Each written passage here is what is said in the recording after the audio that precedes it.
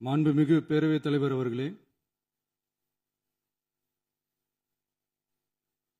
மாபெரும் தலைவர்கள் வழிநடத்திய மாண்பும் மாபெரும் வரலாற்று சிறப்பு கொண்ட இந்த சட்டமன்ற பேரவையின் 17வது சட்டமன்ற பேரவைக்கு நம்மையும் நம்ம தமிழக வெற்றிக் கழகத்தை சார்ந்த சட்டமன்ற உறுப்பினர்களையும் தேர்ந்தெடுத்து அனுப்பின நிரந்தரமாக என் நெஞ்சில் குடியிருக்கும் தாயன்புமிக்க தமிழக மக்கள் அனைவருக்கும்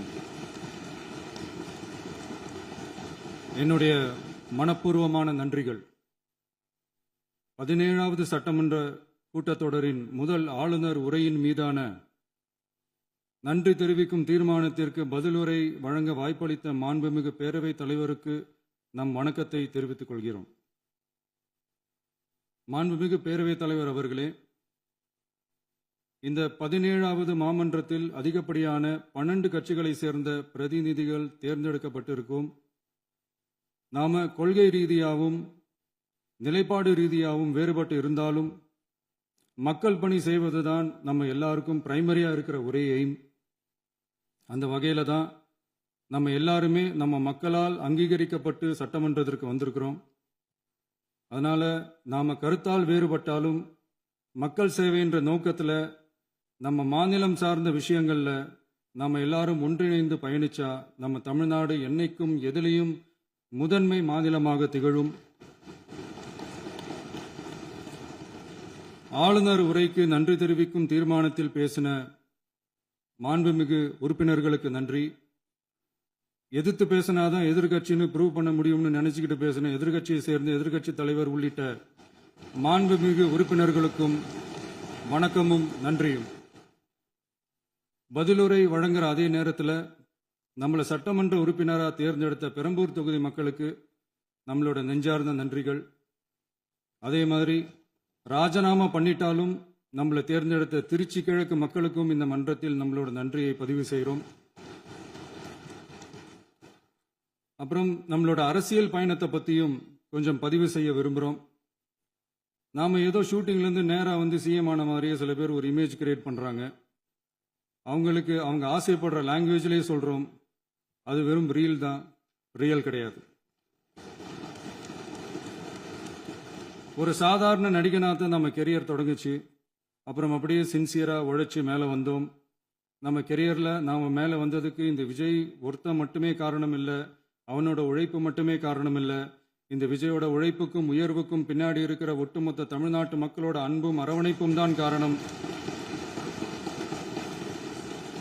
ஒவ்வொரு வீட்டில் இருக்க ஒவ்வொருத்தரும் நம்மளை அவங்க வீட்டில் ஒருத்தனா ஏற்றுக்கிட்டது தான் நமக்கு கடவுளும் மக்களும் தந்த மிகப்பெரிய வரம். அதுக்காகவே கடவுளுக்கு சமமான நம்மளோட சொந்தங்களான தமிழக மக்கள் அனைவருக்கும் மீண்டும் மீண்டும் நன்றி. இப்படி நம்மளை தாயன்போடு அள்ளி அரவணைச்ச தமிழ்நாட்டு மக்களுக்கு நாம் எப்படியெல்லாம் துணையாக இருந்தோம், எப்படியெல்லாம் மக்களோட மக்களா இருந்தோம்னு சொல்றேன். 1990ஸ்லயே ரசிகர் மன்றமாக இருந்தப்பவே மக்களுக்கு துணையாக நிற்க ஆரம்பித்தோம். அதுக்கப்புறம் நற்படி மன்றமாகவும் அதுக்கப்புறம் விஜய் மக்கள் இயக்கமாகவும் மாறி மக்களோட மக்களாக நின்றுகிட்டு இருந்தோம். 2008 ஈழத் தமிழருக்கு ஆதரவாக உண்ணாவிரதம் போராட்டம் செஞ்சோம். போர் முடிவுக்கு வரணும், நம்ம தொப்புள் கொடிய உறவுகளான ஈழத் தமிழர்களுக்கு பாதுகாப்பான நிம்மதியான ஒரு வாழ்வு கிடைக்கணும்னு அன்னைக்கே கோரிக்கை வச்சோம். 2009 ஆரம்பிச்ச விஜய் மக்கள் இயக்கம் வழியா நம்மளோட மக்கள் நல பணிகளை எக்ஸ்டெண்ட் அண்ட் எக்ஸ்பேண்ட் பண்ணிக்கிட்டே வந்தோம். கல்விக்கு துணையா இருந்தோம், சோஷியல் சர்வீஸ் செஞ்சோம், வெள்ள நிவாரணத்தில் துணையா இருந்தோம், கொரோனா காலத்தில் மக்களுக்கு தோள் கொடுத்தோம். விலையில்லா விருந்தகம், குருதியகம், முட்டைப்பால் ரொட்டி திட்டம், விழியகம், பயிலகம், நூலகம், இப்படி பல வழியில மக்களுக்கு துணையா இருந்தோம். அப்புறம் நம்மளோட திரைப்படங்கள்ல நம்மளால முடிஞ்ச வரைக்கும் ஊழல் எதிர்ப்பை சொன்னோம், சமூக நீதியை சொன்னோம், கல்வியை பத்தி சொன்னோம், அரசியலை பத்தி சொன்னோம். அரசியலை பத்தி பேசுனதுனால நம்ம படங்கள் சந்திச்ச இது வரைக்கும் சந்திக்கிற பிரச்சனையை பத்தி எல்லாருக்குமே தெரிஞ்சதுதான். இது மட்டும் இல்லாம 2011 நாகப்பட்டினத்தில் மீனவர் பிரச்சனைகளுக்கு ஆதரவாக ஒரு பெரிய பொதுக்கூட்டம் நடத்தினோம். மீனவர்கள் மீதான தாக்குதலை கண்டிச்சு பேசி அதில் நம்மளோட எதிர்ப்பை பதிவு செஞ்சோம். 2017 ஜல்லிக்கட்டு போராட்டத்தில் தமிழர் பண்பாட்டு உரிமைக்கான நம்மளோட ஆதரவை தெரிவித்தோம். 2018 ஸ்டெர்லைட் போராட்டம் துப்பாக்கி சூட்ல பாதிக்கப்பட்ட நம்ம சொந்தங்களை நேர்ல சந்திச்சு ஆறுதல் சொன்னோம். 2021 உள்ளாட்சி தேர்தலில் விஜய் மக்கள் இயக்க வேட்பாளர்கள் போட்டியிட்டு ஜெயிச்சாங்க. கல்வி விருது விழா நடத்தி சிறந்த மதிப்பெண் பெற்ற மாணவ மாணவிகளுக்கு ஊக்கத்தொகையும் பரிசும் கொடுத்தோம். 2024 தமிழக வெற்றி கழகத்தை ஆரம்பிச்ச உடனேயே CAA-வை எதிர்த்து அறிக்கை விட்டோம்.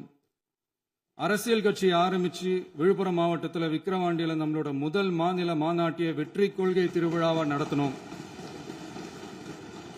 தந்தை பெரியார், பெருந்தலைவர் காமராஜர், அண்ணல் அம்பேத்கர், வீரமங்கை வேலுநாச்சியார், மக்கள் சேவகர் அஞ்சலை அம்மாள்னு நம்மளோட 5 கொள்கை தலைவர்கள் அறிவிச்சோம். இந்தியாவிலே 2 பெண் ஆளுமைகளை கொள்கை தலைவர்கள் அறிவிச்ச ஒரே கட்சி நம்ம டிவிக்கு மட்டும்தான் என்ற பெருமையோடு அறிவிச்சோம். பெரியார் சொன்ன மாதிரியே அவர் சொன்னதுல நமக்கு ஏற்புடையதை மட்டும் எடுத்துக்கிட்டோம். அவரோட கடவுள் மறுப்பு கொள்கையில நமக்கு உடன்பாடு இல்லைன்னு ஓப்பனா அறிவிச்சோம். நமக்கு கடவுள் நம்பிக்கை உண்டுன்னு அறிவிச்சோம். யாரோட நம்பிக்கைக்கும் நாம் எதிரானவங்க இல்லைன்னு தெளிவா அறிவிச்சோம். பெண் கல்வி, பெண்கள் முன்னேற்றம், சமூக சீர்திருத்தம், சமூக நீதி, இப்படி பெரியாரோட கருத்துக்களை நிறையவே ஏத்துக்கிட்டோம்னு அறிவிச்சோம். அண்ணல் அம்பேத்கரோட சம வாய்ப்பு, சம நீதி, சமத்துவத்தை ஃபாலோ பண்ணுவோம்னு அறிவிச்சோம். பெருந்தலைவர் காமராஜரோட மதச்சார்பின்மையை ஏத்துக்கிட்டதோட அவரோட நேர்மையான நிர்வாகத்தையே ஒரு கொள்கையா ஏத்துக்கிட்டோம்னு அறிவிச்சோம். வீரமங்கை வேலு நாச்சியாரோட மண் மீட்பையும் சமூக நல்லிணக்கத்தையும் பின்பற்றுவோம்னு அறிவிச்சோம். மக்கள் சேவகர் அஞ்சலை அம்மாளோட விடுதலை வேட்கையையும் மக்களோட வாழ்வாதாரத்துக்காக உறுதியாக நிற்கிறதையும் பின்பற்றுவோம்னு சொன்னோம். எல்லாருக்கும் எல்லாமும் கிடைக்கணும், எம் மதமும் நம் மதம்னு சொல்லி மதச்சார்பற்ற சமூக நீதி தான் நம்ம கொள்கைன்னு அறிவிச்சோம். நம்ம கொள்கை எதிரி யாரு, அரசியல் எதிரி யாருன்னு ஓப்பனா அறிவிச்சோம். எல்லாத்துக்கும் மேல பிறப்புக்கும் எல்லா உயிர்க்கும்ன்றத நம்மளோட அடிப்படை அரசியல் கோட்பாட்டா அறிவிச்சுட்டு தான் அரசியலுக்கே வந்தோம். நம்ம மதுரை மாநாட்டில் நம்மளோட தேர்தல் அரசியல் மற்றும் ஆட்சி அதிகார அரசியல் வழிகாட்டியா அறிஞர் அண்ணாவையும் புரட்சி தலைவர் எம்ஜிஆரையும் ஏத்துக்கிட்டதா அறிவிச்சோம். அப்புறம் இன்னனையும் நாம இங்க பதிவு செஞ்சே ஆகணும். எல்லாரும் கட்சி ஆரம்பிச்சுட்டு தான் ஒவ்வொரு வீட்டுக்குள்ளேயும் போவாங்க. ஆனா நாம ஒவ்வொரு வீட்டுக்குள்ளேயும் போனதுக்கு அப்புறம் தான் கட்சியவே ஆரம்பிச்சிருக்கிறோம். ஒவ்வொரு வீட்டில் ஒவ்வொருத்தரும் நம்மள அவங்க பிள்ளையா, மகனா, அண்ணனா, தம்பியா ஏத்துக்கிட்டதும் இயல்பா நடந்துச்சு. தமிழ்நாட்டு மக்களோட மனசுக்குள்ள போறதுக்கு நாம பட்ட பாடு நமக்கு மட்டும்தான் தெரியும். இதெல்லாம் புரிஞ்சாலும் புரியாத மாதிரி இருக்கிறவங்க தான் நம்மள நடிகன் என்று சொல்லியும் நம்ம கட்சியை நடிகன் கட்சின்னு சொல்லியும் சில நக்கல், நையாண்டி இதெல்லாம் பேசுவாங்க. அதை பத்தி நமக்கு கவலை இல்லைன்னு. இப்படி நம்ம அரசியல் பயணம் ரொம்ப டிரான்ஸ்பரண்டா தான் ஆரம்பிச்சிருக்கு. இந்த 2026 தேர்தலில் கூட்டணியே இல்லாமல் தனியா நின்னோம். மக்கள் நம்மளை தெளிவா புரிஞ்சுக்கிட்டதாலையும் நம்ம டிவிகே தோழர்களோட உழைப்பாலையும் நாம 35% வாக்குகளை வாங்கினோம். 1,72,00,000 வாக்குகளோட தமிழ்நாட்டிலேயே தனி பெரும் கட்சியா வந்தோம். தமிழக மக்களாலையும் நம்மளோட ஆதரவு இயக்கங்களாலையும் இதோ இன்னைக்கு இங்க நம்ம டிவிகே ஆளும் கட்சியா உட்கார்ந்துருக்கிறோம். இந்த ஆளும் கட்சியா ஆனதும் அவ்வளவு சாதாரணமாலாம் நடந்துடல. 2.25 வருஷத்துல ஆட்சிக்கு வந்துட்டீங்கன்னு ரொம்ப கிண்டலா கேலியா சிலர் பேசுறாங்க. எங்களோட இந்த 2.25 வருஷ டிராவல்ல எவ்வளவு வலியும் வேதனையும் இருக்குது. நம்மளோட மக்கள் சந்திப்புக்கே அவ்வளவு இடையூறு, அவ்வளவு தடைகள், ஊர் உலகத்துல யாருக்கும் இல்லாத ஒன்னா நமக்கு மட்டுமேன்னு தனியா ஸ்பெஷலா எக்ஸ்க்ளூசிவா நிறைய நிபந்தனைகள், நெருக்கடிகள், கட்டுப்பாடுகள், நம்மளை சந்திக்க வர்ற மக்களுக்கு சரியான பாதுகாப்பு இல்லாம, நம்ம கூட்ட நிகழ்ச்சிக்கு போதுமான பாதுகாப்பு இல்லாமன்னு இன்னும் வெளியே சொல்ல முடியாத நிறைய சூழ்ச்சிகள் எல்லாத்தையும் தாண்டி தான் நாம் இந்த இடத்துக்கு வந்திருக்கிறோம். But still miles to go. நம்ம டிராவல்ல எல்லாத்துக்கும் முச்சமா நம்மளோட சொந்தங்கள், நம்மளோட உறவுகள், 41 பேர் கரூர் சம்பவத்தில் இழந்த வேதனை எல்லாம் எப்படி சொல்றதுனே தெரியல. நம்ம மனசு விட்டு என்னைக்கும் அந்த வலியும் வேதனையும் நீங்கவே நீங்காது. அதுலயும் நம்ம மேலேயே பழி போட்ட கொடுமையெல்லாம் இருக்கும் பாருங்க, அதெல்லாம் வேற லெவலுங்க. என்னத்துக்கு அப்படியெல்லாம் செஞ்சாங்கன்னு தெரியல. அரசியல்னா இப்படியெல்லாம் கொடூரமா இருக்கணுமா என்ன? சரி விடுங்க. இந்த விஜய் இவனோட மக்களுக்காக எதையும் தாங்க தயாராகிட்டான். இவ்வளவு பெயின்ஃபுல்லான நம்ம பொலிட்டிக்கல் டிராவல்ல நம்மளோட மிகப்பெரிய ஆறுதலும் பலமும் என்ன தெரியுமா? என் நெஞ்சில் குடியிருக்கும் என்னோட தமிழ்நாட்டு மக்களும், என் உயிருக்கு உயிரான என்னோட தோழர்களும் தான். அவங்களோட பலத்தால தான். அன்னைக்கு 1967ல முன்னாள் முதல்வர் மாண்புமிகு அறிஞர் அண்ணா அவர்கள் தலைமையில் அமைஞ்ச சாமானியர்களோட ஆட்சி மாதிரி 1977ல முன்னாள் முதல்வர் மாண்புமிகு புரட்சித் தலைவர் எம்ஜிஆர் அவர்கள் தலைமையில் அமைஞ்ச மிக சாமானியர்களோட ஆட்சி மாதிரி இதோ இன்னைக்கு அதே வரிசையில 2026 சட்டமன்ற தேர்தல்ல இந்த விஜயோட தோழர்கள் இடம்பெற்ற ஒரு மிக மிக சாமானியர்களின் ஆட்சி அமைஞ்சிருக்கு. வாகை சூடும் வரலாறு திரும்பி இருக்கிறது. இப்படி ஒரு தீர்ப்பை மக்கள் அளிச்சதுனால தான் தமிழக வரலாற்றில் ஒரு மகத்தான கூட்டணி ஆட்சியை நாம் அமைச்சிருக்கிறோம். இளைஞர்களால என்ன செய்ய முடியும், பெண்களால என்ன செய்ய முடியும்னு கேட்டவங்களுக்கான பதில் தான் இன்னைக்கு அமைஞ்சிருக்கிற நம்ம ஆட்சி. ஒரே ஒரு குடும்பம் மட்டும் முக்கியம்னு சொல்றது நம்மளோட ஆட்சி அதிகார அரசியல் இல்ல. தமிழ்நாட்டில் இருக்கிற ஒவ்வொரு குடும்பமும் முக்கியம்னு சொல்றது தான் நம்ம அரசியல். நம்மளோட ஆட்சி அதிகாரம் அதான் நம்மளோட மனசாட்சி உள்ள மக்களாட்சி. இந்த 2026 தேர்தலில் யாராலும் உடைக்கவே முடியாதுன்னு சொன்ன மதத்தை உடைச்சோம், சாதியை உடைச்சோம், முக்கியமா காசு கொடுத்து ஓட்டு வாங்குற ஒரு நச்சு கலாச்சாரத்தையே சுக்கு நூறா தூள் தூளா உடைச்சிருந்தோம். நாம கிளீன் கவர்னன்ஸ் அண்ட் குட் கவர்னன்ஸ்ல உறுதியா இருக்கிறோம். இப்ப மட்டும் இல்ல, எப்பவுமே இப்படிதான் இருப்போம். இதுல 100% இது உண்மைன்றதுனால தான் பாரம்பரியமான தினத்தந்தி பத்திரிகை ஊழலின் ஊற்றுக்கண் அடைக்கப்படுகிறதுன்னு 16/6/2026 அன்னைக்கு ஒரு தலையங்கமே எழுதியிருக்கு. ஒரு தவறு செய்தால் அது தெரிந்து செய்தால் அவன் தேவன் என்றாலும் விடமாட்டேன் என்று எம்ஜிஆர் அன்று பாடினார். அதை இன்று விஜய் செயலில் காட்டுகிறார்னு அந்த எடிட்டோரியல்ல எழுதியிருக்கு. இந்த நேரத்தில் தினத்தந்திக்கு நம்மளோட நன்றியை தெரிவிச்சுக்கிறோம். அரசியலுக்கு வந்து 2 வருஷம் தான் ஆகுது. உங்களுக்கு என்ன தெரியும், உங்களால என்ன முடியும்னு கேலியா கேட்டவங்களுக்கு தினத்தந்தியோட பதிலை இப்போதைக்கு போதும்னு நினைக்கிறேன். என்னென்னமோ செய்வான்னு சொல்றானே இந்த விஜய், பல வருஷமா இருக்கிற ஒரு பதவி வெறி பிடிச்ச அரசியலை உடைச்சி எப்படி செய்வான்னு நம்ம மக்களை யோசிச்சிருவாங்க. இதோ இப்போ நம்ம மக்களுக்கு புரிஞ்சிருக்கும். இப்பவும் சொல்றோம், இது வெறும் ஆரம்பம் தாங்க. இந்த மாபெரும் சபையிலிருந்து கேட்கிற மக்களே, நமக்கு கொஞ்சம் அவகாசம் கொடுங்க. இதுக்கு முன்னாடி, அதாவது 2017 கடைசியில இருந்து 2026 ஏப்ரல் வரைக்கும் இருந்த புண்ணியவான்கள் ஆட்சியில ஒவ்வொரு டிபார்ட்மெண்ட்லயும் போட்ட ஏராளமான ஓட்டைகளை அடைச்சிக்கிட்டே படிப்படியா மக்களுக்கு நல்லதையும் செஞ்சுக்கிட்டே வருவோம். அதனாலதான் நமக்கு எதிரா யார் யாரோ சேரவே மாட்டாங்கன்னு நினைச்சவங்க எல்லாம் ஒன்னா சேர்றாங்க. நம்ம ஆட்சிக்கு டேட்டு குறிக்கிறாங்க.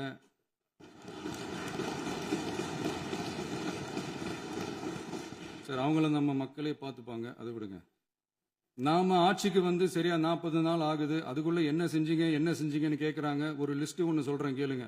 பெண்கள் பாதுகாப்புக்காக சிங்கப்பெண் சிறப்பு படை, 200 யூனிட் வரை கட்டணமில்லா மின்சாரம், போதைப் பொருள் ஒழிப்புக்காக தனிப்படை, குறுவை நெல் சாகுபடியை ஊக்குவிப்பதற்காக 134.83 கோடி சிறப்பு தொகுப்பு திட்டம், வழிபாட்டு தலம், ஸ்கூல், பஸ் ஸ்டாண்டுன்னு அதுக்கு பக்கத்தில் இருக்கிற 717 மதுபான கடைகள் மூடப்பட்டன.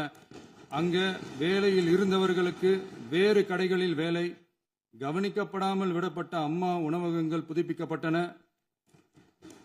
பத்திரப்பதிவு துறையில் பகல் கொள்ளைக்கு ஃபுல் ஸ்டாப் வைக்கப்பட்டுள்ளது. வருகையில்லா ஆவண பதிவு முறை கொண்டுவர உத்தேசிக்கப்பட்ட செயல்பாட்டில் உள்ளது. அரசு மற்றும் தனியார் மருத்துவமனையில் ஸ்கேன் மையங்களில் கருவுறுவதற்கு முன் மற்றும் பின் ஏற்படும் தவறுகளை கண்காணிக்கவும், மருத்துவ நிறுவனம் முறைப்படுத்தும் சட்ட விதிகள் பின்பற்றப்படுகிறதா என கண்காணிக்கவும், மருத்துவ மற்றும் ஊரக பணிகள் இயக்கத்தின் பயன்பாட்டிற்காக 40 புதிய வாகனங்கள் வழங்கப்பட்டுள்ளது. கூட்டுறவு வங்கியின் ஏழை எளிய மக்கள் வாங்கிய கடனுக்கு முதல் முத்தாய்ப்பாக ரூபாய் 2045 கோடி தள்ளுபடி வழங்கி ஆணையிடப்பட்டுள்ளது. ஒன்றிய அரசிடம் கேட்டுக்கொண்டதற்கிணங்க கடந்த 2 வருடமாக நிறுத்தி வைக்கப்பட்ட இருந்த ஜல் ஜீவன் மிஷன் திட்டம் புதுப்பிக்கப்பட்டு ஜல் ஜீவன் மிஷன் திட்டம் 2.0 நடைமுறைக்கு கொண்டு வரப்பட்டுள்ளது. 18,500 கோடி அளவில் உறுதியளிக்கப்பட்ட காஞ்சிபுரம் மாவட்டத்தில் மைய விரிவாக்க திட்டம், கோயம்புத்தூரில் மின்னணு பொருட்கள் மற்றும் மின்னணு அமைப்புகள் உற்பத்தி திட்டம், மற்றும் திருவள்ளூர் மாவட்டத்தில் காட்டுப்பள்ளி LNT கப்பல் கட்டும் தளம் விரிவாக்க திட்டத்திற்கு ஒப்பந்தங்கள் போடப்பட்டுள்ளன. அனைத்து நிர்வாக நடவடிக்கைகளும் மின்னணு முறையில் மாற்றம் கொண்டு வர நடவடிக்கை எடுக்கப்பட்டு வருகிறது. சட்டவிரோத கல்குவாரி மற்றும் அனுமதியின்றி கனிமங்களை எடுத்துச் செல்வது தடுக்கப்பட்டுள்ளது. பல்வேறு குவாரிகள் சீல் வைக்கப்பட்டுள்ளன. கனிமங்களை கண்காணிப்பது, எல்லைகளை நிர்ணயிப்பது மற்றும் ஆளில்லா விமானம் மூலம் அளவீடு செய்வது போன்றவற்றை செயல்படுத்துவதற்கான பணிகள் மேற்கொள்ளப்பட்டு வருகின்றன. அனைத்து துறைகளிலும் அலுவலர் தலையீடு இல்லாமல் லஞ்ச லாவண்யமற்ற தமிழகத்தை உருவாக்க அனைத்து நடவடிக்கைகளும் முடுக்கிவிடப்பட்டுள்ளது. இதெல்லாம் சாம்பிள் தான், இன்னும் இருக்கு. இந்த வெறும் 40 நாளுக்குள்ளேயே இவ்வளவு செஞ்சிருக்கோம்னா இனி வர்ற நாட்கள்ல கொஞ்சம் கொஞ்சமா படிப்படியா ஸ்டெடியா உழைச்சி லஞ்ச லாவண்யம் இல்லாத, ஊழல் இல்லாத, பெண்களுக்கு பாதுகாப்பான, சுதந்திரமான, டிரான்ஸ்பரண்டான தமிழ்நாட்டை நம்ம சொந்தங்களான தமிழக மக்களுக்கு தர்றது தான் நம்மளோட ஒன் அண்ட் ஒன்லி டார்கெட். கண்டிப்பா அதை நிறைவேற்றியே காட்டுவோம். 8 கோடி மக்கள் நம்மளோட இருக்கிறப்போ ஏங்க இதை செய்ய முடியாது? மாண்புமிகு பேரவைத் தலைவர் அவர்களே, தமிழ்நாட்டின் கருவூலம் எப்படி திசை மாறி உருமாறி தேய்ந்து ஓய்ந்து கிடைக்கிறதுன்னு சொன்னாங்க. திசை மாறி உருமாறி தேய்ந்து ஓய்ந்துன்னு வசனம் மாதிரி ரைமிங்கா இல்லாம வளமான இலக்கியமா இதே சபையில பேசினவங்களோட திறமையான ஆட்சியில நடந்த நிதி மேலாண்மையை பத்தி வெள்ளை அறிக்கையா வெளியிட்டோம். வெள்ளை அறிக்கை வந்ததிலிருந்தே கண்ணை கட்டுதுங்க. அந்த காலத்துல தான் பிள்ளையோ பிள்ளை தொல்லையோ தொல்லைன்னு சொன்னாங்க. அதே மாதிரி தாங்க அவங்க ஆட்சியாலையும் அவங்களாலையும் இன்னைக்கு தமிழ்நாட்டுக்கே தொல்லையோ தொல்லை. இப்படி ஒரு நிலைமையை உண்டாக்கி வச்சுட்டு இவங்க சொல்றாங்க நமக்கு ஆட்சி செய்ய தெரியாதுன்னு. நம்ம அமைச்சர்களுக்கும் நம்ம சட்டமன்ற உறுப்பினர்களுக்கும் ஒன்னும் தெரியாதுன்னு. ஆமாங்க, எங்களுக்கு தெரியாதுதான். எங்க சட்டமன்ற உறுப்பினர்களுக்கும் அமைச்சர்களுக்கும் மக்கள் பணி செய்ய தெரிஞ்ச அளவுக்கு மக்கள் பணத்தை சுருட்ட தெரியாதுதான்.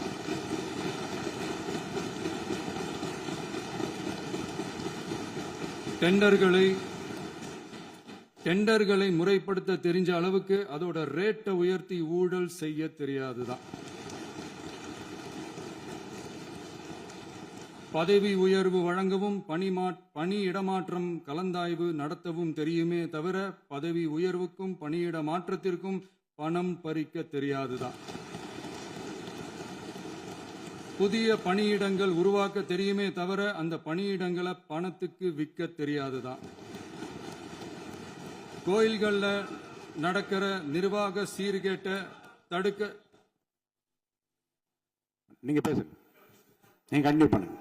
கோயில்கள்ல நடக்கிற நிர்வாக சீர்கேட்டை தடுக்க தெரியுமே தவிர கோயில் பணத்தை கொள்ளையடிக்க தெரியாதுதான்.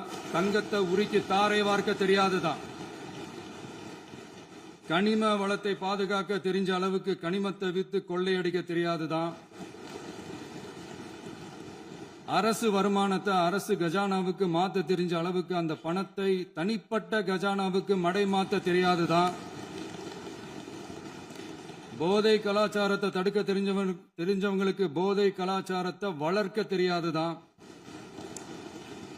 நம்ம குடும்பத்தில் இருக்கிற பாட்டி, அம்மா, அக்கா, தங்கச்சி, குழந்தைங்களை, பெண்களை மதிக்க தெரிஞ்சவங்களுக்கு ஓசி பஸ்,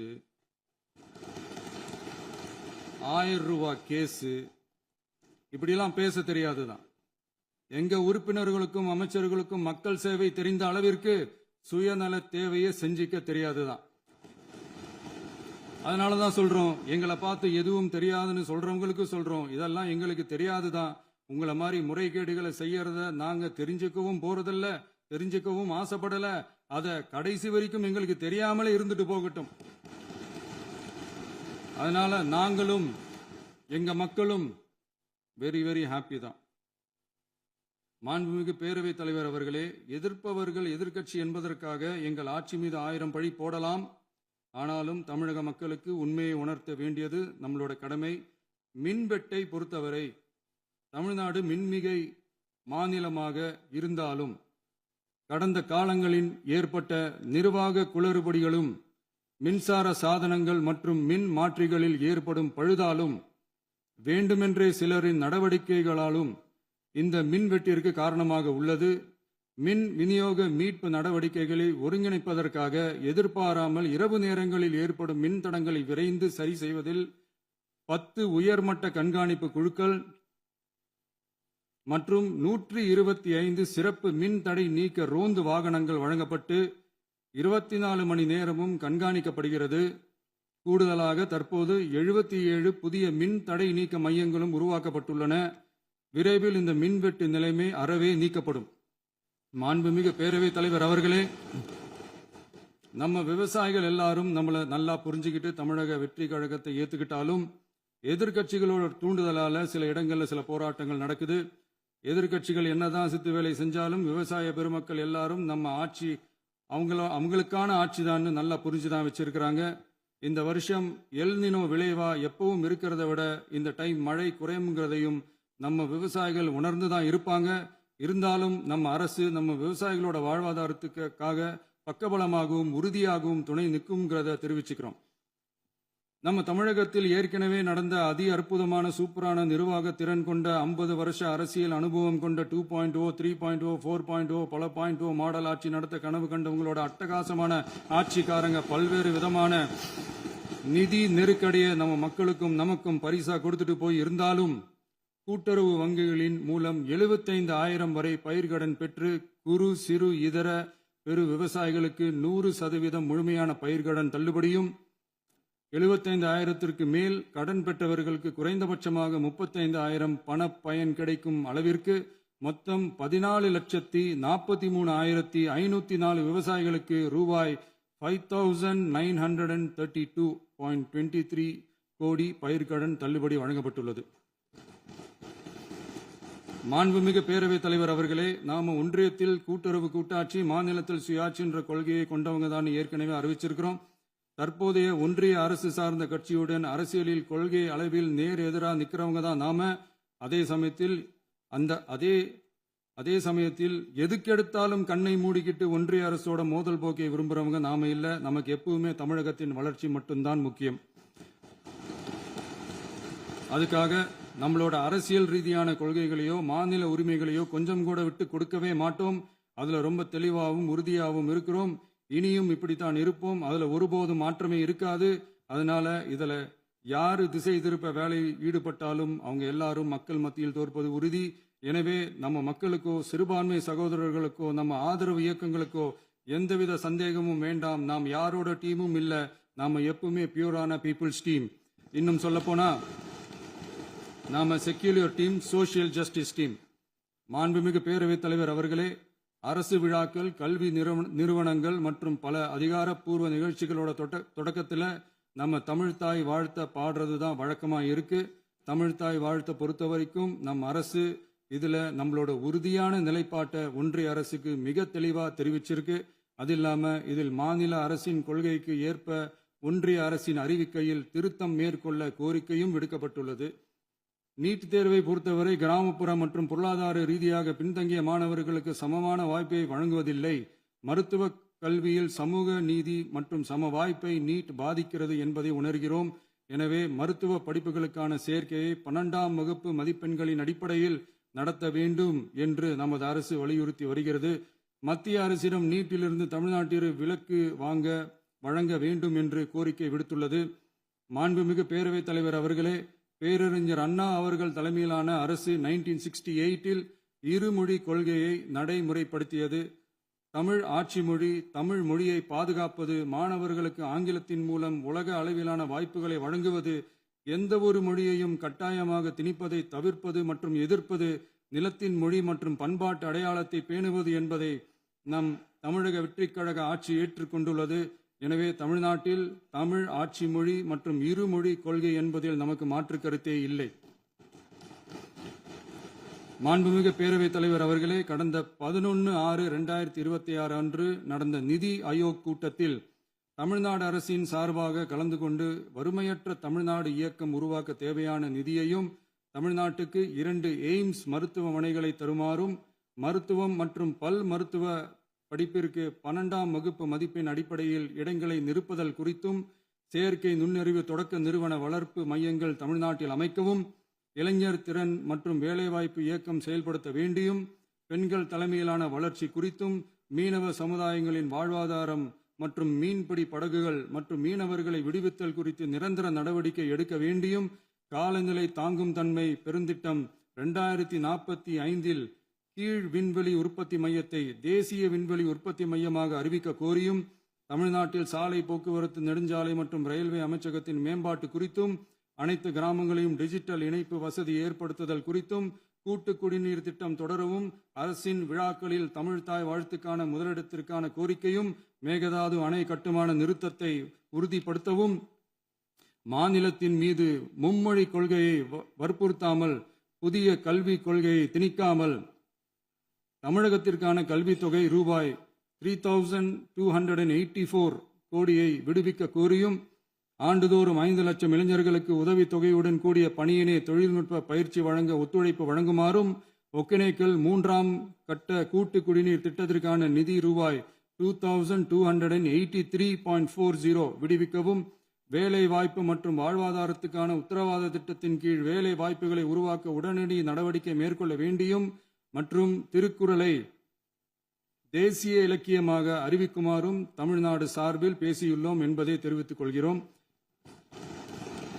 மாண்புமிகு பேரவைத் தலைவர் அவர்களே, அண்டை மாநிலங்களுடனான நட்புறவு ஒரு மாநிலத்தின் வளர்ச்சிக்கும் நாட்டின் ஒற்றுமைக்கும் மிகவும் அவசியமானது. தமிழ்நாடு தனது அண்டை மாநிலங்களுடன் நதி நீர் பங்கீடு, பொருளாதாரம், கல்வி, கலாச்சாரம் மற்றும் போக்குவரத்து துறைகளில் நல்லுறவை பேணி வருகிறது. பரஸ்பர மரியாதை, ஒத்துழைப்பு மற்றும் கூட்டாட்சி தத்துவத்தின் அடிப்படையில் அண்டை மாநிலங்களுடனான நட்புறவை வலுப்படுத்தவும் நமது ஆட்சியில் காக்கப்படுகிறது. மாண்புமிகு பேரவைத் தலைவர் அவர்களே, சட்டம் ஒழுங்கை பற்றி பேச்சு வந்தது. சட்டம் ஒழுங்கு சரியா இருக்கணும் அப்படின்றதுல எங்களுக்கு மாற்று கருத்தே கிடையாது. கண்டிப்பாக லா அண்ட் ஆர்டர் கரெக்டாக இருக்கணும், கரெக்டாக இருக்கும், இருக்க வைப்போம். அதே மாதிரி பெண்கள் பாதிக்கப்படுறதையும் இங்கே யாராலையும் சகிச்சிக்கவே முடியாது. அதுக்கான கடுமையான நடவடிக்கைகள் நம்ம அரசு எடுத்துக்கிட்டு இருக்கிறோம். இந்த சிங்கப்பெண் சிறப்பு அதிரடி படை கூட அதுக்கான ஒரு ஃபர்ஸ்ட் ஸ்டெப் தான்.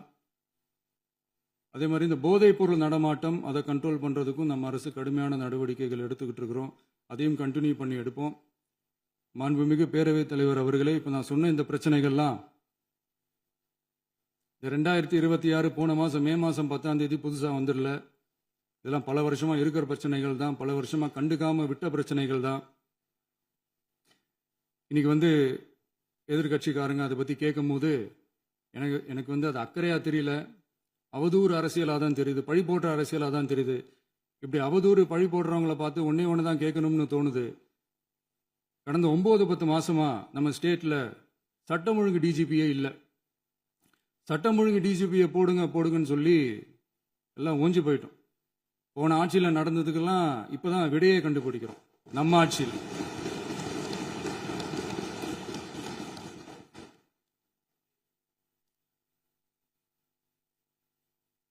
இந்த போதைப் பொருள் நடமாட்டம்லாம் தாறுமாற அப்படியே பரவி கொட்டி கிடக்குது. இதெல்லாம் இனிஷியல் ஸ்டேஜ்லயே யார் கண்ட்ரோல் பண்ணியிருக்கணும்? போலீஸ் டிபார்ட்மெண்ட் அப்போ யார் கையில் இருந்தது? இத்தனை கேள்வி நம்மளை பார்த்து கேட்குறாங்களே, ஒரே ஒரு கேள்வி தான் நான் கேட்கணும்னு தோணுது. போலீஸ் டிபார்ட்மெண்ட்டை கையில் வச்சுக்கிட்டே பிகினிங்லேயே இனிஷியல் ஸ்டேஜ்லேயே இந்த போதைப் பொருள் நடமாட்டத்தை ஏன் கண்ட்ரோல் பண்ணலை? மனசாட்சி உள்ளவங்க இந்த பிரச்சனையெல்லாம் ஏன் நடக்குதுன்றது அவங்களுக்கே நல்லா தெரியும். இன்னைக்கு சட்டம் ஒழுங்கை பற்றி கேள்வி கேட்கக்கூடாதா அப்படின்னா தாராளமாக கேட்கலாம். இது ஜனநாயக அரசு, மன்னராட்சிலாம் கிடையாது, மனசாட்சி உள்ள மக்களாட்சி. அதனால கேள்வி கேட்கலாம், எல்லாருக்கும் எல்லா உரிமையும் உண்டு. விமர்சனம் செய்யலாம், எல்லாருக்கும் எல்லா உரிமையும் உண்டு. ஆனால் நம்ம ஆட்சியில் என்ன நடவடிக்கைகள் எடுத்திருக்கோன்றது தெரிஞ்சுக்கிட்டு அதுக்கேற்ற மாதிரி ஒரு நடுநிலையாக பேசுனீங்கன்னா கொஞ்சம் நல்லா இருக்கும்.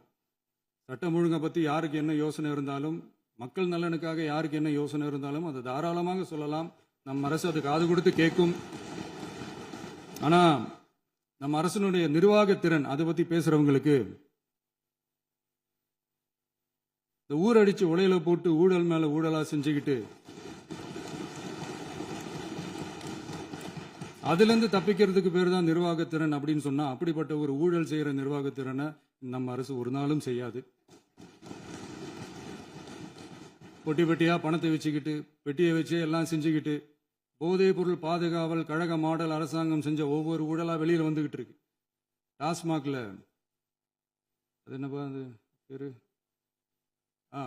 பார்ட்டி ஃபண்ட், கட்சி நிதி அப்படின்ற பேர்ல அடிச்ச கொள்ளையெல்லாம் ஒன்று ஒன்றா இப்போ கவர்மெண்ட்டோட கஜானாவுக்குள்ள கொண்டு சேர்த்துக்கிட்டே இருக்கிறோம்.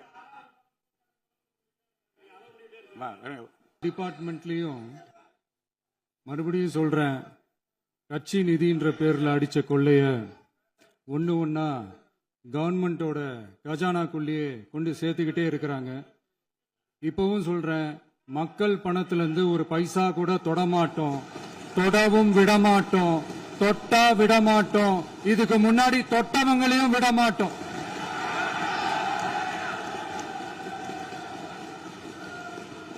ஒவ்வொரு ஊழலா வெளியில வரும் போலே,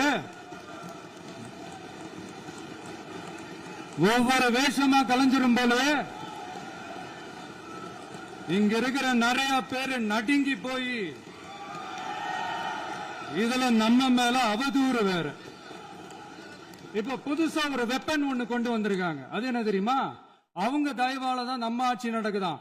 மக்கள் தயவால இந்த ஆட்சி நடந்துகிட்டு இருக்கு. மனசாட்சி உள்ள சக்திகளோட ஆதரவால இந்த ஆட்சி நடந்துகிட்டு இருக்கு. நாங்க தான் அனுப்பி வச்சோம், நாங்க தான் அனுப்பி வச்சோம் அப்படின்றாங்களே.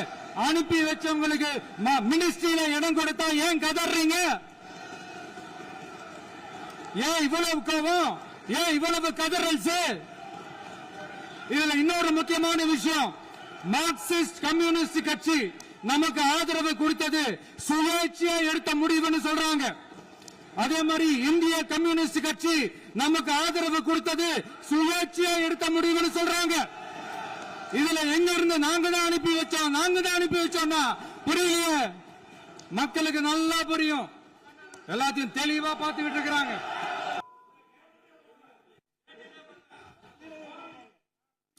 இந்த சமூக நீதி அரசு, சமூக நீதி அரசுன்னு சொல்றவங்களை பார்த்து கேட்கிறேன், நம்ம பட்டியலின சகோதரர்களுக்கு எத்தனை அமைச்சர் பதவி கொடுத்தீங்கன்னு கொஞ்சம் சொல்ல முடியுமா?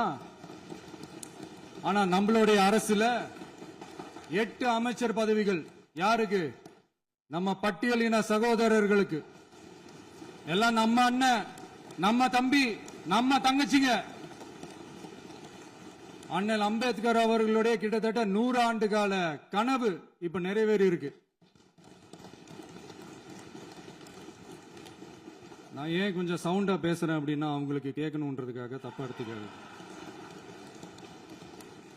அதே மாதிரி பெண்களோட பாதுகாவலர் நாங்க தான் அப்படின்னு சொல்லிக்கிறவங்களை கேட்கிறேன், எத்தனை பெண்களுக்கு அமைச்சர் பதவியில இடம் கொடுத்தீங்க கொஞ்சம் சொல்ல முடியுமா?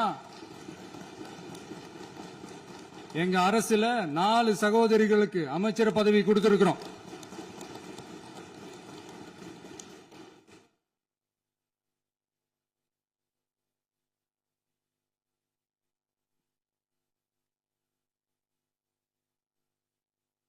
அதனால மக்களால் நிராகரிக்கப்பட்டு மக்களால் அகற்றப்பட்டவங்களுக்கு ஒன்னே ஒன்னு சொல்லிக்கிறோம், தப்பே செய்ய மாட்டோம், ஊழலே செய்ய மாட்டோம், நேர்மையா தான் இருப்போம், நியாயமா தான் இருப்போம் அப்படின்னு சொல்றவங்களால மட்டும்தான் கூட்டணி ஆட்சி அமைக்க முன்வரும். ஆட்சியிலையும் பங்கு, அதிகாரத்திலையும் பங்கு கொடுக்க முன்வரும். ஊழல்லையே ஊறி போனவங்களால இந்த கூட்டணி ஆட்சியோ, ஆட்சியிலையும் பங்கோ, அதிகாரத்திலையும் பங்கு கொடுக்க முன்வராது. மெஜாரிட்டி இருந்தாலும் தரமாட்டாங்க, மெஜாரிட்டி இல்லைனாலும் தரமாட்டாங்க. கேட்டா ரெடிமேடா ஒரு பதில் ஒண்ணு வச்சிருப்பாங்க, கூட்டணி ஆட்சியை மக்கள் விரும்ப மாட்டாங்கன்னு. அதே மக்கள் தான் இப்ப அவங்கள பார்த்து சிரிக்கிறாங்க. நான் பதவியேற்ற அன்னைக்கு கொஞ்சம் டைம் அவகாசம் கேட்டேன். எதுக்கு கேட்டேன்? நிதி நிலைமைலாம் கொஞ்சம் மோசமா இருக்குது, அதெல்லாம் கொஞ்சம் சரி செஞ்சுக்கிட்டே படிப்படியா கொஞ்சம் கொஞ்சமா நான் கொடுத்த வாக்குறுதிகள்லாம் செயல்படுத்துவேன், அதுக்காக கொஞ்சம் டைம் அவகாசம் கேட்டேன். நான் ஏதோ வேற எதுக்காகவோ வேற யாருக்காகவோ ஏதோ அவகாசம் கேட்ட மாதிரி. அடுத்து இங்க சபையில இல்லாதவங்களை பத்தி பேச வேண்டாம்னு நினைக்கிறேன்.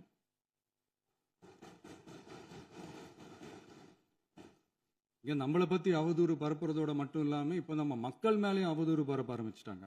மக்கள் நமக்கு ஓட்டு போட்டது தப்பான், குடும்பம் குடும்பமா நமக்கு ஆதரிச்சது தப்பான். இது இப்ப இல்ல, நான் சொல்றது எம்ஜிஆர் அவர்கள் காலத்திலிருந்தே. அப்பவே அவர் ஜெயிச்சப்போ அதே மக்களை தப்பு தப்பா பேசுறது. மக்கள் என்ன பண்ணிட்டாங்க, எம்ஜிஆர் என்ன பண்ணிட்டாரு, எம்ஜிஆர் என்ன இது பண்ணிட்டாரு. 50 வருஷமா ஒரே டெக்னிக்கா.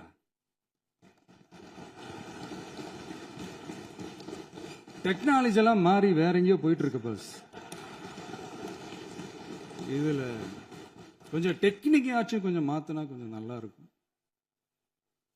அதனால மக்களுக்கு யூஸ்ஃபுல்லா இருக்கிற மாதிரி இந்த ஆக்கப்பூர்வமான கருத்துக்களோ ஆக்கப்பூர்வமான யோசனைகளோ இருந்தா சொல்லுங்க. அதை நாங்க டெஃபரெண்டா எடுத்துக்கிறோம். ஆனா அதை விட்டுட்டு இந்த நக்கலு நையாண்டி சம்பந்தம் இல்லாத பேச்சு இதெல்லாம் பேசிட்டு அப்புறம் முதல்வர் பதில் சொல்லல, முதல்வருக்கு பதில் சொல்ல தெரியல அப்படின்னா அப்புறம் என்ன சோஃபா மாடல் ஆட்சியா? அது என்னன்னு புரியறதுக்கு எனக்கு ரொம்ப நாள் ஆச்சு. இந்த sofa set, table chair, teapoy, furniture பிசினஸ்லாம் வேற எங்க வெளியில போய் பண்ண சொல்லுங்க. அப்படி அந்த பிசினஸ் தான் பண்ணணும்னா நிறைய பிசினஸ் பண்ற மாதிரி வெளியில போய் பண்ண சொல்லுங்க. இங்க சட்டசபைக்குள்ள வேணாம். அதனால ஆக்கப்பூர்வமான கருத்துக்கள் இருந்தா சொல்லுங்க. டெஃபினட்டா அது சரியா இருந்தா நாங்க ஏத்துக்கிறோம். எனக்கு ஒரு குட்டி கதை ஒன்று ஞாபகம் வருது, சொல்லாமா? ஒரு ஊர்ல ஒரு பெரியவர் வெயில் ரொம்ப ஜாஸ்தியா இருக்குன்னு சொல்லிட்டு கண்ணுக்கு மேல கை வச்சுக்கிட்டு இப்படி சுத்தி முத்தி தேடிக்கிட்டு இருந்தாராம். அப்ப கூட இருந்த ஒரு சின்ன பையன் என்ன தேடுறீங்க அப்படின்னு கேட்டானா. அதுக்கு அந்த பெரியவர் சொன்னாரா, அது ஒண்ணு இல்ல தம்பி, உங்க அப்பா இங்கதான் இருப்பாருன்னு சொன்னாங்க, அதான் தேடிக்கிட்டு இருக்கேன். எங்க உங்க அப்பாவையா காணோம்?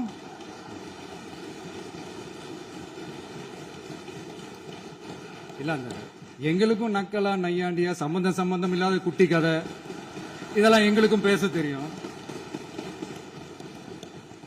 அந்த கதையில பெரியவர் அப்படி சொன்னாராம், தப்பா எடுத்துக்காதீங்க. அந்த கதையில பெரியவர் அப்படி கேட்டாராம்.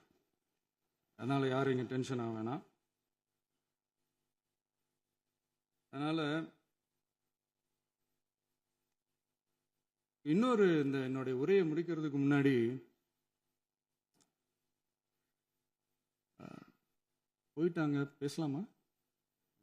உங்க கருத்துக்களை நீங்க முழுமையாக மன நிறைவோடு பேசலாம். டிவியில பார்க்கலாம்.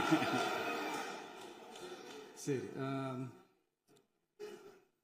அதான் 5 நிமிஷம் பேசுனதுக்கே கொளத்தூரி இந்த ஆட்டம் அடிச்சு பேசுனா அப்புறம் என்ன பண்றது? கடைசியா நான் இந்த உரையை முடிக்கிறதுக்கு முன்னாடி ஒரு முக்கியமான ஒரு விஷயம் பத்தி சொல்லணும். ஆளுநர் உரை அன்னைக்கு இந்த தமிழ் தாய் வாழ்த்துக்கு அப்புறம் தேசிய கீதம் பாடினது தப்பு, தேசிய கீதம் 2 முறை பாடினது தப்பு, அப்படி ஒரு நிகழ்வு இதுக்கு முன்னாடி இந்த சட்டசபையில நடந்ததே கிடையாது, அந்த மரபையே மாத்திட்டீங்க, இப்படி ஒரு பெரிய ஒரு போர் மாதிரி எதிர்கட்சி சார்ந்தவங்க எல்லாம் சொன்னாங்க இல்லையா? அந்த மாநில உரிமை போராளிகளை, அந்த மரபு காக்கிற உரிமை போராளிகளை ஒரே ஒரு கேள்விதான் கேட்கணும். 2021 ஆகஸ்ட் 2 ஞாபகம் இருக்கா? Centenary celebration of Tamil Nadu legislature. அந்த ஃபங்க்ஷன்ல நம்ம முன்னாள் முதலமைச்சர் கருணாநிதி அவர்களோட கலைஞர் அவர்களுடைய கலைஞர் அவர்களுடைய புகைப்படத்தை மாண்புமிகு குடியரசுத் தலைவர் திறந்து வைக்கிற ஒரு ஃபங்க்ஷன். அந்த ஃபங்க்ஷன்ல national anthem followed by Tamil Thai Vazhthu அப்படின்னு அறிவிச்சது ஞாபகம் இருக்கா?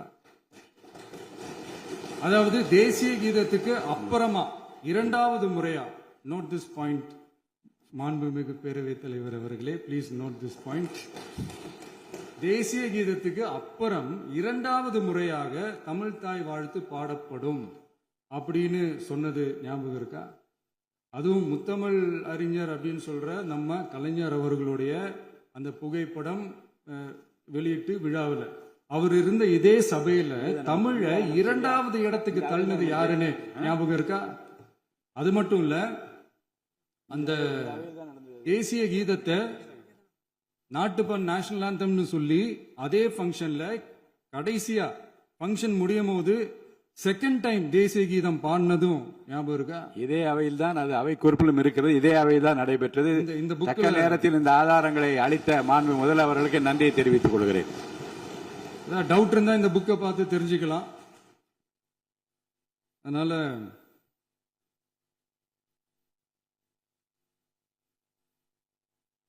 இதெல்லாம் கேட்டா என்ன சொல்லுவாங்கன்னா, அது ஜனாதிபதி கலந்துகிட்ட ஃபங்க்ஷன், அதெல்லாம் அப்படிதான், அதெல்லாம் கண்டுக்க கூடாது அப்படின்னு சொல்லுவாங்க. இதே மாதிரி தான் பேசுறது ஒன்று, செய்யறது ஒன்று, செய்யறது ஒன்று, பேசுறது ஒன்று. இதெல்லாம் மக்கள் பார்த்துக்கிட்டு இருக்காங்க. எலெக்ஷனுக்கு முன்னாடி தான் அப்படி செஞ்சுக்கிட்டு இருந்தாங்க. இப்போ எலெக்ஷனுக்கு அப்புறம் அதே தான் செய்கிறாங்க.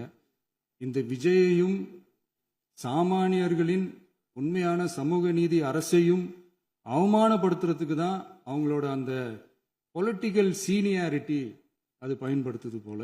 சரி, செய்யட்டும் செய்யட்டும், நல்லா செய்யட்டும். இப்போ ஆனாலும் நம்மளுடைய மாநில உரிமை, மொழி உரிமை, உத்தம உத்தரர் போல வேஷம் போடுற எதிர்கட்சிக்கு ஒன்றை மட்டும் ஆணித்தரமாக சொல்றோம். உங்களை மாதிரி தமிழ்னு சொல்லிக்கிட்டு, மொழி, பண்பாடு, கலாச்சாரம்னு சொல்லிக்கிட்டு ரெட்டை வேஷம் போடுறவங்க நாங்க கிடையாது. உலகெங்கும் வாழும் என் தமிழ் சொந்தங்களுக்கு நம்முடைய உத்தரவாதம் தமிழ் தான் எங்க உயிர் நாடி அப்படின்றத மறக்க மாட்டோம். இப்பவும் சொல்றோம், மாநில உரிமையில எப்பவும் உறுதியா இருப்போம். அதே சமயத்துல அரசியல் வேற, ஒன்றிய மாநில அரசுகளுக்கு இடையே இருக்கிற நிர்வாக அணுகுமுறை வேற. இதுல நாங்க ரொம்ப தெளிவா இருக்கிறோம். அதனால எங்களுக்கு பாடம் எடுக்கிறதா நினைச்சுக்கிட்டு உங்க வேஷத்தை நீங்களே கொஞ்சம் கொஞ்சமா கலைச்சிக்கிட்டே வர்றீங்க, மறந்துடாதீங்க. அப்புறம் நேத்து எதிர்கட்சி தலைவர், மாண்புமிகு எதிர்கட்சி தலைவர் பேசும்போது நிறைய பேசினாங்க. அதுல ஒண்ணு மட்டும், அரசு சொல்றதா நினைச்சுக்கிட்டு நம்மளை இன்டைரக்டா ஈவில் அப்படின்ற அந்த வார்த்தையை யூஸ் பண்ணாங்க. எனக்கு ஒன்னே ஒண்ணுதான் சொல்லணும்னு தோணுது. ஈவில்ஸ்னு டெவில்ஸ் பேசக்கூடாது.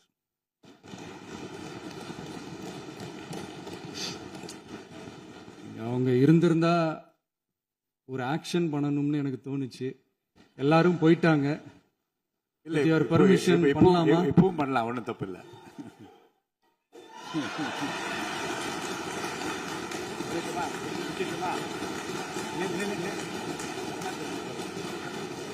யார் சொல்லுங்க?